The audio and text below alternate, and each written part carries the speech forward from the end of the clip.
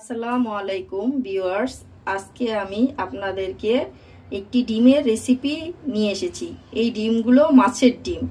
এটা হলো, আপনারা সবাই চিনেন, এটা হলো শিং মাছের ডিম। আর এখানে আছে কিছু ইলিশ মাছের ডিম। এগুলো আমি একসাথে আপনাদেরকে ভুনা করে দেখাবো। এখন ডিমগুলো ভুনা করতে আমার কি কি লাগছে তা আমি এখানে নিয়ে নিয়েছি। আমি কিছু পরিমাণের পেঁয়াজ কুচি, এখানে আরো নিয়েছি 1 টেবিল চামচ মরিচের গুঁড়া, ঝাল আপনারা কম বেশি করে নিতে পারেন। এখানে নিয়েছি আধা টেবিল চামচ হলুদের গুঁড়া, নিয়েছি আধা টেবিল চামচ জিরার গুঁড়া, নিয়েছি কিছু কাঁচামরিচ কুচি, পরিমাণ মতো লবণ, আর নিয়েছি একটি টমেটো। আমার ঘরে টমেটো ছিল না, তাই আমি ফ্রোজেন টমেটো নিয়েছি, আপনারা ফ্রেশ টমেটো নিয়ে নেবেন। নিয়েছি 1 চা চামচ আদা রসুন বাটা। এখন আমি ডিমগুলোকে একটু লবণ আর হলুদ দিয়ে মাখিয়ে নিচ্ছি। এগুলো আমি চুলায় ভাজার জন্য লবণ আর হলুদ মাখিয়ে নিলাম। এগুলোকে ভাজার জন্য আমি এখানে একটি ফ্রাই প্যান বসিয়ে দিয়েছি। ফ্রাই প্যানে আমি পরিমাণ মতো তেল দিয়েছি। তেলটা আমার গরম হলে ডিমগুলো ছেড়ে দিব। এই যে আমি ডিমগুলো ছেড়ে দিচ্ছি।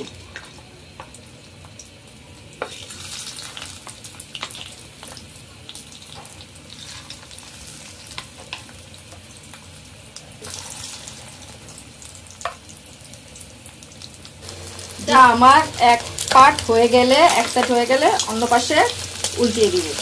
ডিমগুলো আমার সুন্দর করে ভাজা হয়েছে, দেখেন তো কি সুন্দর ফুলে উঠেছে। এখন আমি এগুলো নামিয়ে আমি আরেকটু তেল দিয়ে নিলাম, তারপরে দিয়ে দিচ্ছি পেঁয়াজ কুচিগুলো।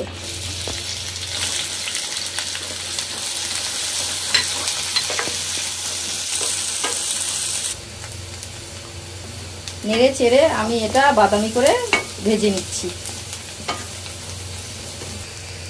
দিয়ে দিলাম আদা রসুন বাটা।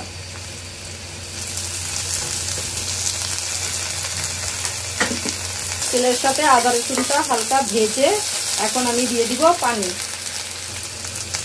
সামান্য পানি দিয়ে দিলাম যাতে তেলটা ছিটে না আসে।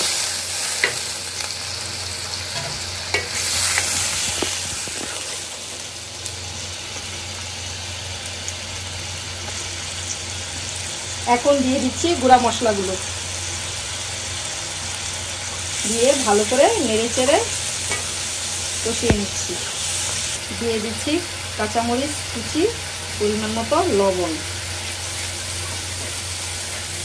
এখন এটা আমি ভালো করে কষিয়ে নিচ্ছি। দিয়ে দিচ্ছি টমেটো। এখন ভালো করে নেড়ে চেড়ে আবারও মশলাগুলো কষিয়ে নিব। মশলাটা আমার ভালো করে কষিয়ে নেওয়া হয়ে গেছে। এই যে দেখুন তেলটা উঠে এসেছে। এখন আমি একটু পরিমাণ মতো পানি অ্যাড করে দিচ্ছি। এখন বলক আসা পর্যন্ত অপেক্ষা করছি এবং ঢেকে দিচ্ছি। এই যে দেখুন আমার তরকারিটা বলক এসে গেছে। এখন আমি ডিমগুলো ছেড়ে দিচ্ছি। যেগুলো লেগেছে এগুলো আমি ভেঙে ভেঙে দিচ্ছি। এই যে